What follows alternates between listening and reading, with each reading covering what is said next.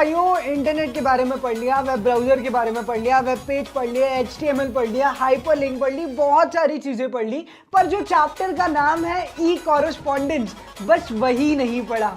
तो देरी किस बात की, नेकी और पूछ पूछ शुरू करते हैं।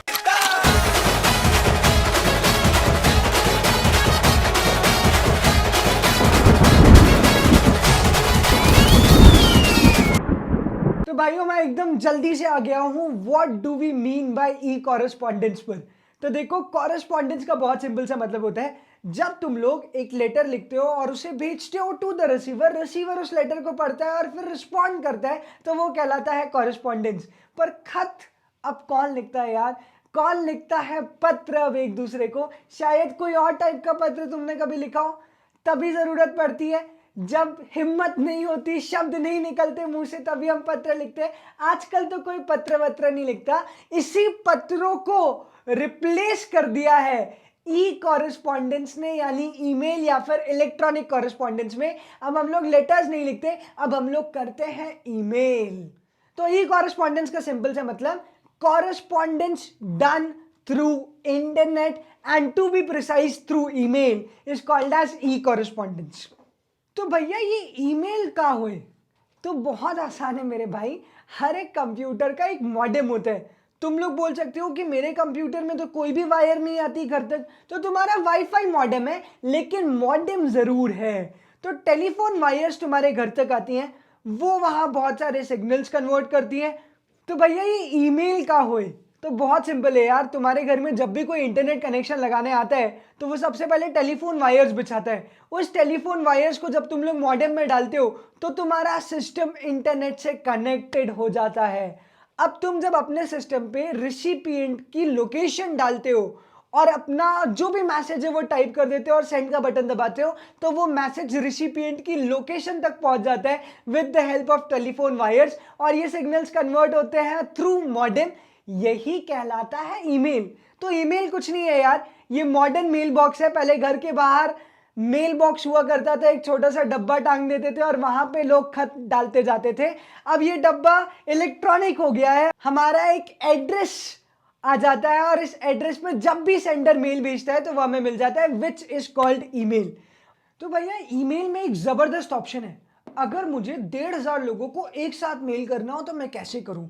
अगर मैंने 1,500 लोगों को नॉर्मल तरीके से मेल करना शुरू किया तो सुबह शुरू करूंगा, हो सकता है 3-4 दिन हो जाए तब भी 1,200 लोगों को मेल हो और 300 अभी भी बचे हुए हो। तो यही मेल करने के लिए थोड़ी जन्म लिया है मैंने पृथ्वी पे, कुछ और भी तो काम हो सकते हैं।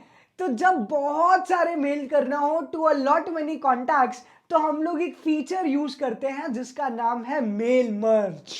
तो भाई ये मेल मर्ज का होए तो याद रखना, एक्सेल में तुम्हारे कॉन्टैक्ट्स की एक लिस्ट बना लो।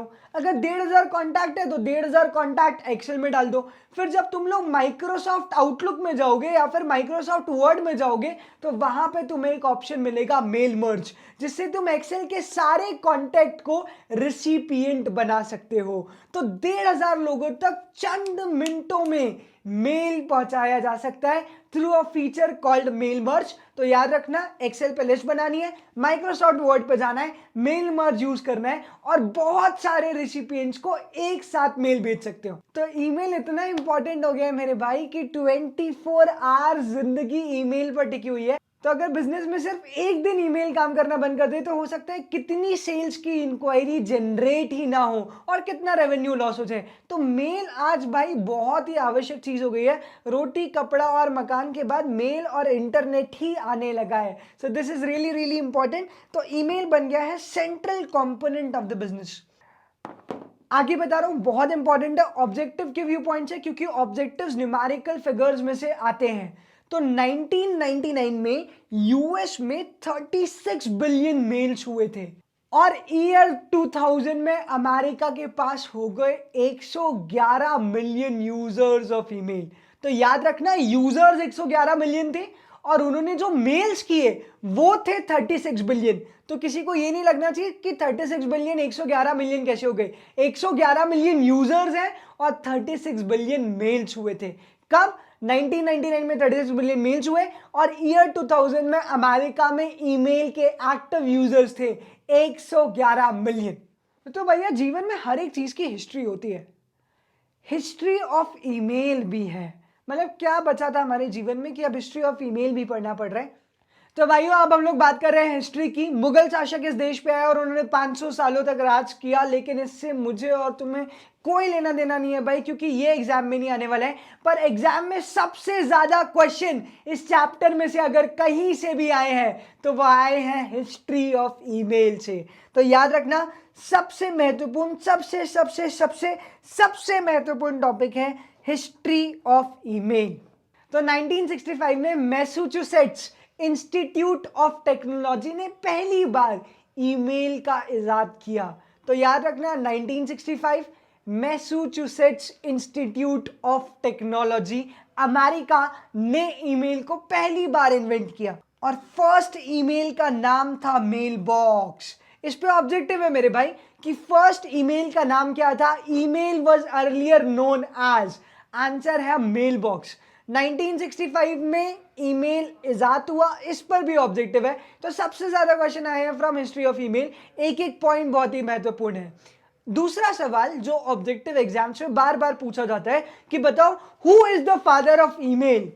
तो याद रखना टॉमिल्सन is the father of email, क्योंकि जो तुम्हारा फॉर्मेट है ना, नेम फिर @host.com, ये name@host.com ये टॉमिल्सन ने दिया था। किसी की आईडी होती है पांडिवृति @yahoo.com, किसी की हो सकती है माँ का लाडला @gmail.com, किसी की आईडी हो सकती है पापा की परी @yahoomail.com।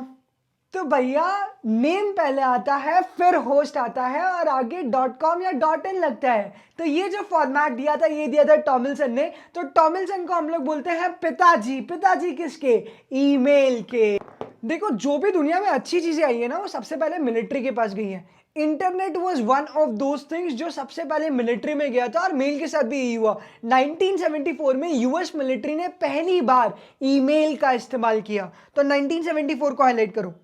फाइनली जब मिलिट्री में ईमेल सक्सेसफुल हो गया तो 1975 में इस ईमेल को आम जनता के लिए खोल दिया गया और सबके अपने अपने अलग अलग अकाउंट बनाए गए by giving them the user name and their respective passwords. तो यूजर नेम होते थे ऑथेंटिकेशन के लिए और पासवर्ड होते थे वेरिफिकेशन के लिए। तो ईमेल पहली बार पब्लिक को अवेलेबल हुआ इन द ईयर 1975। भाइयों आया ईमेल के इतिहास का सबसे इंपॉर्टेंट दिन और ये ऑब्जेक्टिव एग्जाम में बार बार पूछा हुआ है। बताओ कौन सा वाटरशेड ईयर है in the history of email. 1976 is the watershed year in the history of email, क्योंकि 1976 में पहली बार ईमेल बनाने वाली कंपनी ने पैसे लेना स्टार्ट किया और इसको कमर्शियली स्टार्ट किया। इनिशियली ईमेल की सर्विसेज यूज करने के लिए पर मिनट पैसा लगता था। जितना टाइम आप ईमेल की सर्विसेज यूज कर रहे हो टाइम वाइज आपको चार्ज किया जाता था फॉर द पेमेंट। तो ईमेल पहली बार कमर्शियल पैकेजेस में आना शुरू हुए,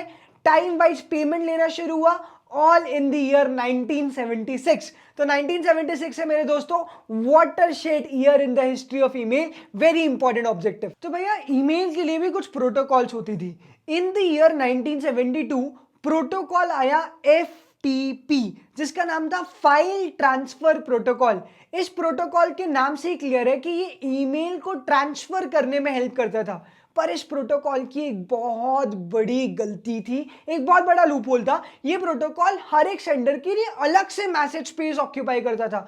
यानी कि अगर मुझे 1,500 लोगों को ईमेल करना है तो मेरा ईमेल एक बार सेव नहीं होगा, वो सेव होगा 1,500 बार। हर एक रिसिपिएंट के लिए एक बार अलग से ईमेल सेव होगा। तो FTP तो बहुत खराब था भाई, क्योंकि अगर मैंने एक दिन में 3,000 लोगों को ईमेल कर दिया तो 3,000 ईमेल होंगे मेरे सेंड बॉक्स के अंदर, तो मेरा स्टोरेज तो ऐसे ही खत्म हो जाएगा।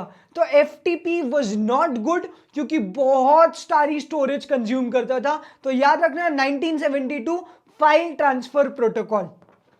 फिर FTP के बाद प्रोटोकॉल में सुधार हुआ और 1980 में एक नया प्रोटोकॉल आया जिसका नाम था SMTP, simple mail transfer protocol. तो नाम तो बहुत सिंपल था, सिंपल मेल ट्रांसफर प्रोटोकॉल, लेकिन इसकी करतूतें बहुत खराब थी। ऑथेंटिकेशन प्रॉब्लम हुई यहाँ पे।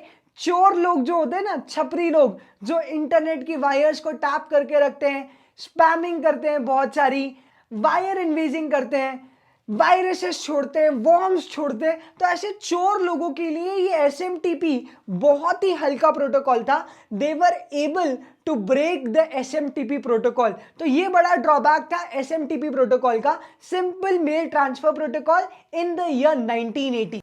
फिर आया भैया पॉप। पॉप का मतलब होता है पोस्ट ऑफिस प्रोटोकॉल। याद रखना सारे प्रोटोकॉल का फुल फॉर्म बहुत इंपॉर्टेंट है। एग्जाम में कई बार सीधे फुल फॉर्म पूछ लिया, बताओ एफटीपी का फुल फॉर्म क्या है, फाइल ट्रांसफर प्रोटोकॉल। बताओ एसएमटीपी का फुल फॉर्म क्या है, सिंपल मेल ट्रांसफर प्रोटोकॉल। बताओ पॉप का फुल फॉर्म क्या है, पोस्ट ऑफिस प्रोटोकॉल। तो ऐसे डायरेक्ट क्वेश्चंस भी पूछे गए कई बार इन द एग्जाम्स। तो पॉप एक प्रोटोकॉल था जो कि मेल को रिसीव करने में हेल्प करता था। पर पॉप की एक बहुत बड़ी ड्रॉबैक थी, अगर तुमने ईमेल लॉगिन नहीं कर रखा है तब तक तुम्हें मेल नहीं दिखेगा।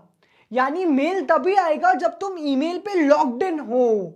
समझाता हूं, अगर तुम लोग फेसबुक पर ऑनलाइन हो तभी तुम्हें कोई मैसेज कर पाए, ये जरूरी नहीं है। जब तुम ऑफलाइन हो तब भी कोई मैसेज कर सकता है, जब तुम ऑनलाइन आओगे तब तुम्हें वो मैसेज दिख जाएगा। तो पॉप में तो ऐसा था कि भैया अगर तुम ऑनलाइन नहीं हो तो तुमको मैसेज भी नहीं मिलेगा। तो ये बहुत बड़ा लिमिटेशन था ऑफ पॉप। तो जब तुम ऑनलाइन आते थे तभी तुम्हें मैसेज रिसीव होता था। इस ड्रॉबैक को रिमूव कर दिया IMAP ने, यानी इंटरनेट मैसेज एक्सेस प्रोटोकॉल। इस प्रोटोकॉल ने बोला कि मैसेजेस आएंगे भले ही तुम ऑनलाइन हो या फिर ऑफलाइन हो, बस इंटरनेट से कनेक्टेड रहना मेरे भाई। ऑफलाइन का मतलब ये नहीं कि इंटरनेट से कनेक्टेड नहीं हो, इंटरनेट से कनेक्टेड हो लेकिन मेल में लॉग्ड इन नहीं हो, मेल तुमने खोलकर नहीं रखा हुआ है। तो भले ही अगर तुम ऑफलाइन हो लेकिन इंटरनेट से कनेक्टेड हो, so you will receive the message as पर IMAP, internet message access protocol. तो भैया अर्ली 90s में हॉटमेल, याहू मेल यही राज करते थे हर जगह, पर अब हर जगह सिर्फ एक ही दिखता है, वो है जीमेल। तो ये खत्म हो गई हिस्ट्री ऑफ ईमेल। सबसे ज्यादा क्वेश्चंस भी यहीं से आए। तो एक बार जल्दी से रिकैप करते क्या क्या पढ़ा हम लोग। 1965 में MIT यानी कि मैसाचुसेट्स इंस्टीट्यूट ऑफ टेक्नोलॉजी ने पहली बार ईमेल का आविष्कार किया। टॉमिल्सन is called the father of email. फिर 1974 में ईमेल यूज हुआ बाय द यूएस मिलिट्री। 1975 में ईमेल आम पब्लिक के लिए अवेलेबल बना दिया गया। 1976 को वाटरशेड ईयर कहा जाता है क्योंकि तब कमर्शियल पैकेज में पर मिनट ईमेल को यूज करने के पैसे लगना स्टार्ट हुए। फिर 1972 में प्रोटोकॉल आया FTP। पर FTP की प्रॉब्लम ये थी कि बहुत ज्यादा स्टोरेज स्पेस यूज करता था और हर मेल के लिए एक सेपरेट मेल स्टोर करके रखता था। तो FTP को हटाया और फिर आया SMTP यानी सिंपल मेल ट्रांसफर प्रोटोकॉल। पर यहां पे ऑथेंटिकेशन की प्रॉब्लम थी। जो चोर लोग है ना, उन्होंने SMTP को तोड़ने का तरीका बना लिया था। तो फिर इसके बाद अगला प्रोटोकॉल आया जिसका नाम था पॉप। पॉप का फुल फॉर्म होता है पोस्ट ऑफिस प्रोटोकॉल। यहां पे एक गलती थी कि offline retrieval of message was not possible. इसके लिए एक और प्रोटोकॉल बन के आया जिसका नाम है IMAP, internet message access protocol. तो भले ही तुम ऑफलाइन हो या फिर ऑनलाइन, तुम्हें मैसेज रिसीव हो जाएगा। और 1990s के बाद जीमेल ही जीमेल है। उसके पहले याहू और हॉटमेल ने जबरदस्त कब्जा कर रखा था ओवर द ईमेल मार्केट। तो ये है हिस्ट्री ऑफ ईमेल। अब आगे बढ़ते हैं। तो भाइयों अब हम लोग बात करने वाले हैं फीचर्स ऑफ ईमेल की, यानी कि ईमेल कैसा होता है। तो ईमेल होता है इलेक्ट्रॉनिक। क्या कभी तुम लोगों ने ऐसा सुना है कि मैंने तेरी कॉपी में ईमेल कर दिया, या फिर तेरी कॉपी का ईमेल फाइल लिया है मैंने और फाड़ के फेंक दिया? This is not going to happen. Email होता है always in the electronic HTML form. तो सबसे पहले ईमेल है इलेक्ट्रॉनिक। अच्छा, ईमेल भेजने के अभी पैसे लगते हैं क्या? 1976 में लगते थे वो बात अलग है, पर क्या अभी ईमेल भेजने के पैसे लगते हैं? नहीं। तो ये कॉस्ट इफेक्टिव है। तीसरी बात, ईमेल का इतना यूज होने लगा है कि माइक्रोसॉफ्ट आउटलुक और बहुत सारे मैसेंजर सॉफ्टवेयर आने लगे जो कि आपकी ईमेल को मैनेज करते हैं। कभी जाकर अपने सिस्टम में माइक्रोसॉफ्ट आउटलुक डाउनलोड करना तो तुम्हें समझ में आएगा मैं कौन से पैकेजेस की बात कर रहा हूं। So there are lot of packages of email, messenger, outlook etcetera etcetera, जो आपको ईमेल को ज्यादा कन्वीनियंट तरीके से एक्सेस करने में मदद करते हैं। Next is attachments. पता है आपको, आप ईमेल के थ्रू इमेजेस भेज सकते हो, आप ईमेल के थ्रू छोटी छोटी ऑडियोज भेज सकते हो। ईमेल के थ्रू मूवी मत भेज देना, वो 2-2 GB की होती है, बहुत टाइम लगेगा। तो मेक श्योर कि ईमेल में छोटी छोटी ऑडियोज, छोटे वीडियोस और छोटी इमेजेस और डॉक्यूमेंट्स ये आप इंसर्ट कर सकते हो, जिसको हम लोग बोलते हैं अटैचमेंट्स। तो अगला पॉइंट है बहुत ही इंपॉर्टेंट और इसने मेरे मेल को बचा रखा है बहुत सारे अनवांटेड मेल से। मैं हर दिन कोई लॉटरी जीतता हूँ 10 करोड़ 50 करोड़ रुपए की, और वो मुझसे मेरी बैंक डिटेल्स मांग लेते हैं। तो ऐसे जो तमाम मेल आते हैं, ये तमाम अनवांटेड मेल्स सीधे फिल्टर हो जाते हैं by going into the spam folder. तो स्पैम एक ईमेल के अंदर ही फोल्डर होता है। जब साइट को पता चलता है कि एक सेंडर लगातार हजारों मेल भेज रहे हैं, तो फिर उस सेंडर को वो स्पैम में डाल देता है, और अगर मेरे पास उस सेंडर से मेल आएगा तो वो ऑटोमेटिकली स्पैम में चले जाएगा, एडवर्टीजमेंट में चले जाएगा, वो प्राइमरी मेल नहीं दिखाएगा। तो बहुत इंपॉर्टेंट है, इस पर लगातार बार बार ऑब्जेक्टिव पूछा गया है, तो यहां पे स्टार जरूर मार्क कर लेना। तो नेक्स्ट आता है सर्च। यार आज भी मेरी एक्स के मेल पड़े हुए हैं मेरे पास, और अगर मैं उसका नाम सर्च करूं तो वो सारे मेल एक साथ आ जाते हैं। तो अगर तुम्हारी कोई बहुत पुरानी यादें हो ईमेल से जुड़ी हुई, तो तुम लोग नाम सर्च करोगे और ईमेल हाजिर हो जाएगा। That is the search option. और आखिरी है क्लाउड स्टोरेज। तुम्हें पता है, अगर तुम लोग 25 MB से ज्यादा की फाइल भेजते हो ईमेल पर, तो पहले वो क्लाउड पर जाती है, स्टोर होती है, और फिर एज अ लिंक रिसिपिएंट को दिखती है। तो स्टोरेज मिलता है ईमेल में बहुत सारा। तो तुम्हें डेली बेसिस में बहुत सारे मेल्स आते हैं, उन सारे मेल्स को स्टोर करके एक क्लाउड पर रखा जाता है। तो ईमेल में तुम्हें up to certain GB storage free मिलता है, जिसको बोलते हैं क्लाउड स्टोरेज। तो फीचर्स क्या है? इलेक्ट्रॉनिक है, कॉस्ट इफेक्टिव है, देयर आर पैकेजेस, अटैचमेंट्स है, स्पैम है, सर्च है और क्लाउड स्टोरेज है। अब हम लोग बात कर लेते हैं फंक्शनैलिटी ऑफ ईमेल की, यानी ईमेल में क्या क्या होता है। तो भैया मेल आने के लिए ईमेल में होता है एक इनबॉक्स, कोई नई चीज नहीं बता रहा हूं। मेल जब तुम लोग किसी को भेज देते हो तो होता है सेंट मेल या सेंड बॉक्स। अगर तुम लोग मेल कर रहे होते हो कि I saw you yesterday and you are looking charismatic and I want to take you for a date, और फिर सडनली तुम्हें लगता है कि नहीं यार ये मैंने गलत लिख दिया है, अगर मैंने ये भेज दिया तो शायद इस मेल पे कोई रिवर्ट ना आए, तो तुम मेल वहीं छोड़ देते हो। तो वो छोड़ा हुआ मेल, जो अधूरी फीलिंग्स थी, वो चला जाता है ड्राफ्ट्स में। तो अनवांटेड मेल जाएंगे स्पैम फोल्डर में, जिन मेल को तुम लोग डिलीट कर देते हो वो चले जाते हैं ट्रैश फोल्डर में। अगर तुम्हें नया मेल ड्राफ्ट करना है तो तुम कंपोज मेल करोगे। अगर तुम्हें अपने गूगल में जो कॉन्टैक्ट सिंक है उसको मेल करना है, तो मेल में कॉन्टैक्ट्स का ऑप्शन भी होता है। तुम कॉन्टैक्ट्स में से डायरेक्टली नंबर के बेसिस पे मेल कर सकते हो, चाहे तुम्हें उसकी मेल आईडी पता हो या ना पता हो। So there is one more feature which is called contacts. एक और सबसे महत्वपूर्ण फीचर जिसमें सबसे ज्यादा ऑब्जेक्टिव्स आए हैं, वो है CC और BCC। तो याद रखना भाई, CC का फुल फॉर्म होता है कार्बन कॉपी और BCC का फुल फॉर्म होता है ब्लाइंड कार्बन कॉपी। देखो मेल में 3 लोग होते हैं। एक होता है रिसीवर, रिसीवर हमेशा 2 में लिखा जाता है। फिर वहां पे एक ऑप्शन होता है CC और BCC का।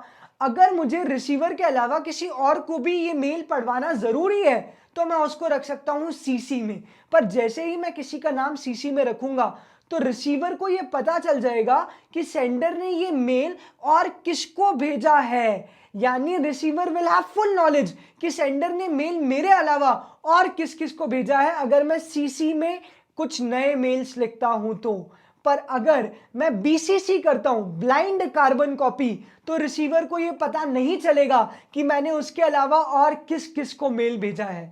शॉर्ट में एग्जाम्पल की तो समझाता हूं। मैं आर्टिकल था भाई, क्योंकि I am a chartered accountant. जब मैंने एक कंपनी का ऑडिट किया और मुझे ऑडिट रिपोर्ट भेजना थी, तो मैंने रिसीवर यानी कि उस कंपनी के CFO को मेल भेजा। लेकिन उस कंपनी के CFO को मेल भेजते समय CC में मैंने अपने बॉस को भी रखा।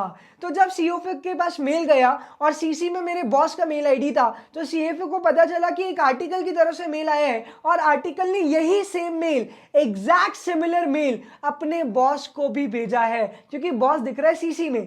पर यही सेम मेल मुझे कॉम्पिटिटर को भी भेजना था उसके, पर मैं CFO को नहीं बता सकता था कि मैं तेरे कॉम्पिटिटर को भी मेल भेज रहा हूं। तो कॉम्पिटिटर को मैं डाल दूंगा BCC में, ब्लाइंड कार्बन कॉपी। तो रिसीवर को पता ही नहीं चलेगा कि मैंने ये मेल और किस किस को भेजा है। तो भैया ये CC वाले 2 में क्यों नहीं रख देते हम लोग? 2 में मतलब CC वालों को रिसीवर क्यों नहीं बना देते? ये CC अलग से दिखाने की क्या जरूरत है?